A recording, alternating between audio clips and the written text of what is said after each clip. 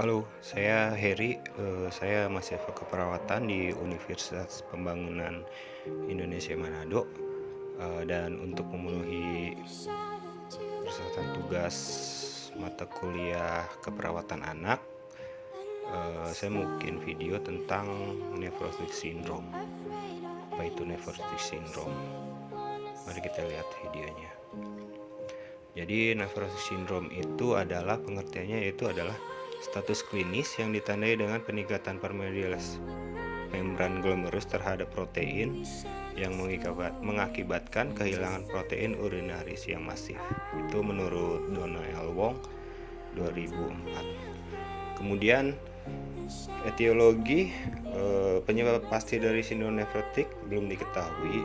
Umumnya dibagi menjadi beberapa penyebab. Yang pertama ada nephrotic syndrome bawaan, diturunkan sebagai resesif autosom atau karena reaksi fotomaternal. Gejala khas adalah edema pada masa neonatus, resisten terhadap semua pengobatan. Prognosisnya buruk dan biasanya pasien meninggal dalam bulan-bulan pertama kehidupan. Kemudian penyebab yang kedua ada nephrotic syndrome sekunder.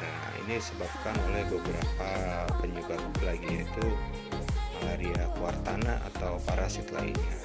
Kedua, penyakit kolagen. Selanjutnya glomerulonefritis akut atau kronik. Kemudian ada trombosis vena renalis dan bahan-bahan kimia dan lain-lain. Untuk penyebab yang ketiga yaitu ada sindrom nefrotik idiopatik. Tidak diketahui sebabnya atau disebut sindrom nefrotik primer. Penyebab yang terakhir yaitu glomerulosklerosis vokal segmental. Pada kelainan ini yang mencolok sklerosis glomerulus sering disertai atrofi tubulus. Prognosisnya buruk. Untuk patofisiologinya, meningkatnya permeabilitas dinding kapiler glomerulus akan mengakibatkan pada hilangnya protein plasma dan akan terjadinya proteinuria. Kelanjutan dari protein urea menyebabkan hipoalbumin. Dengan menurunnya albumin, tekanan osmotik plasma jadi menurun sehingga cairan intravaskuler berpindah ke dalam interstisial. Kemudian perpindahan cairan tersebut menjadikan volume cairan intravaskuler jadi berkurang sehingga menurunkan jumlah aliran darah ke renal karena hipovolemi. Menurunnya aliran darah ke renal, ginjal akan melakukan kompensasi dengan merangsang produksi renin angiotensin dan peningkatan sekresi ADH serta aldosteron sehingga terjadi retensi natrium, air, dan menjadi sodium. Terjadi peningkatan kolesterol dan trigliserida serum akibat dari peningkatan stimulasi produksi lipoprotein dan lemak akan banyak dalam urin. Menurunnya respon imun karena sel imun tertekan, kemudian disebabkan oleh hipoalbumin, hiperlipidemia, dan defisiensi ginseng. Untuk tanda dan gejalanya, di mana pasien tersebut akan mengalami peningkatan berat badan, kemudian juga ada diare, nafsu makan jadi menurun, observasi usus menurun, edema pada mukosa usus. Kemudian ada juga volume urin jadi menurun, kadang-kadang berwarna pekat dan sedikit berbusa. Untuk kulit akan berwarna sedikit pucat dan menjadi irritable, mudah lelah atau letargi. Akan timbul selulitis, bisa juga terjadi pneumonia, peritonitis, atau adanya sepsis. Kemudian ada azotemia. Kemudian tekanan darah biasanya normal atau sedikit naik. Untuk proteinuria lebih dari 3,5 gram per hari pada orang dewasa atau 0,05 gram per kilogram berat badan per hari pada anak-anak. Kemudian ada hipoalbuminemia kurang dari 30 gram per liter. Kemudian juga lanjutan selanjutnya itu ada edema generalisata ya. Edema terutama jelas pada kaki, namun dapat ditemukan edema muka, asites dan efusi pleura juga. Kemudian ada gejala fatik, nyeri abdomen, hiperlipidemia umumnya ditemukan pada hiperkolesterolemia.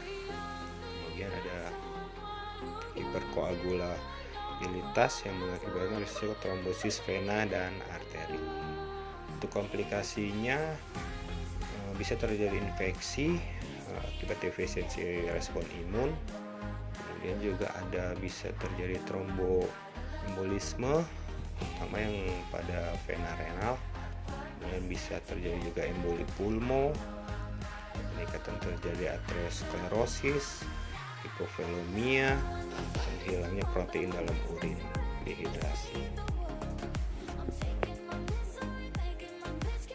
Selanjutnya untuk pemeriksaan diagnostik bisa diperiksa urin, ada pemeriksaan darah, ada juga untuk diagnostiknya mungkin ada pemeriksaan USG atau ronsen juga.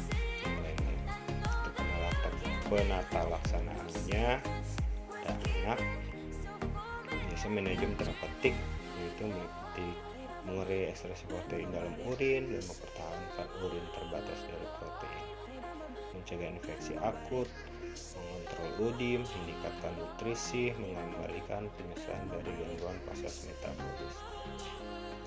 Untuk terapi imunosupresan itu memungkinkan mengurangi relapse dan memberikan tahap remisi dalam jangka waktu yang lama, misalnya pemberian siklopamid yang digabung dengan prednison 2-3.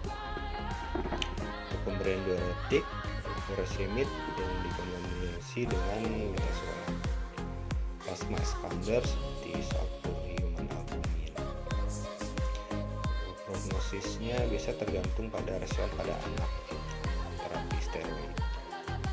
Kerusakan dapat diminimalkan bila deteksi dini dan tindakan yang cepat dan terapi untuk menghilangkan proteinuria. 8% dari anak mempunyai prognosis yang baik. Itu aja sekelas dari Everett syndrome pada anak. Mohon maaf kalau ada kekurangan. Sekian dari saya, terima kasih sudah menonton videonya. Sekian, terima kasih.